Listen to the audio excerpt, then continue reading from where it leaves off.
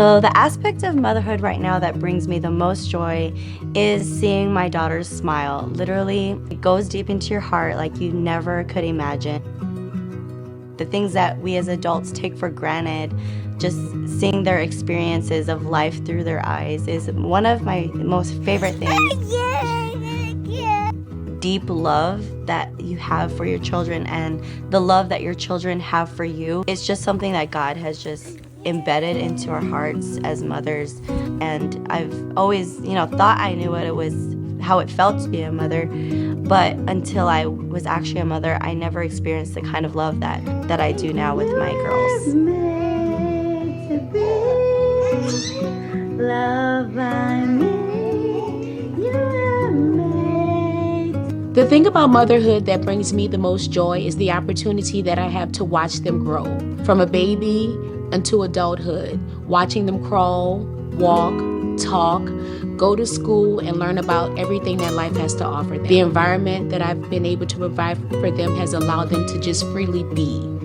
And seeing them able to live and be and have the things that they need brings me joy. I realized that once I had children, that the whole world wasn't about me anymore. I had these two little vessels that were entrusted to me to help them to navigate through life. The thing about motherhood that brings me the most joy is now that my kids are young adults, is seeing them grow as a compassionate person towards others and their kindness and empathy, and even towards each other. I've watched their relationships grow with each other, and that's brought me a lot of joy. So how do you balance your motherhood with your personal and professional life? Well, ministry is our life. The way that we have based our life and our ministry is incorporating our daughters with our life, and we make it fun, and we never make it feel like ministry and our life is a burden. We're including them and just playing along with them. For new moms, I would say 4 things. Number 1, love. I believe our children should know that they are unconditionally loved no matter what circumstances they find themselves in. My children know that they can come to me with any topic, any problem, any situation. There is no topic that's off limits in our house. Number 2 is grace.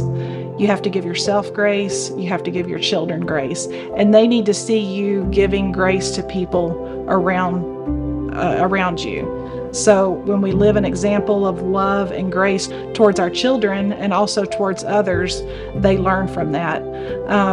Walking in humility with your children, knowing that you got to put aside the idea of perfection. You're going to make mistakes and they're going to make mistakes. You're not perfect and they're not perfect. And so when you walk in humility with your kids and with other people, they see that. I read a quote here recently that said, a child that is apologized to learns how to apologize. And I think that's one of the great things is when you can humble yourself and say to your child, I was wrong and I'm sorry and I won't do that again. And they see that you are that you're willing to grow and to learn and to change. Number 4 is authenticity, being real with your children, being real with your spouse, being real with the people around you. Your children see that and they can trust you. They can see that mom's not perfect, I'm not perfect, but we're going to grow and we're going to learn and we're going to love, we're going to give grace, and we're going to forgive.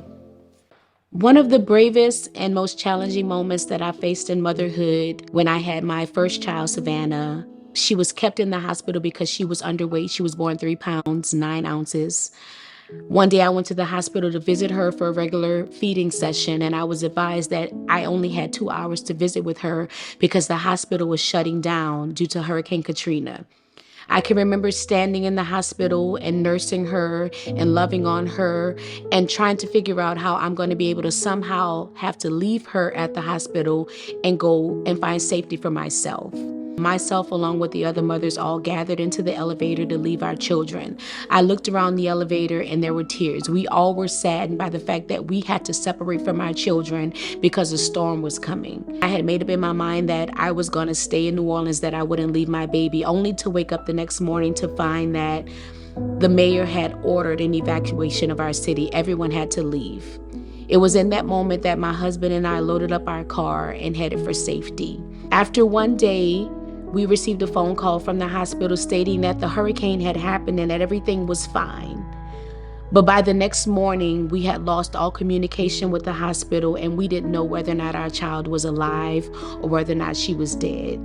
I was completely out of it. I thought that I was going to lose my mind. I was saddened by the fact that I had a baby and now I don't know where this baby was. I was saddened by the fact that I didn't know whether or not I was going to ever see her again.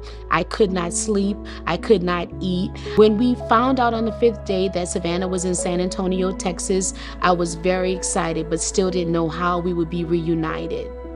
Eventually, we were able to make provisions to be reunited with her in San Antonio, Texas. This is one of the greatest blessings that I had ever felt up to this point in my life.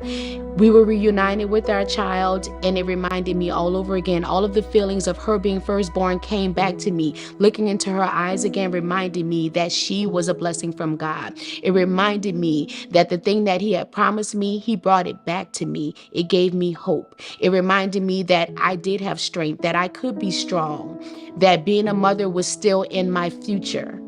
And I'm grateful for that. I appreciate the blessing that God gave us, and I appreciate being a mother.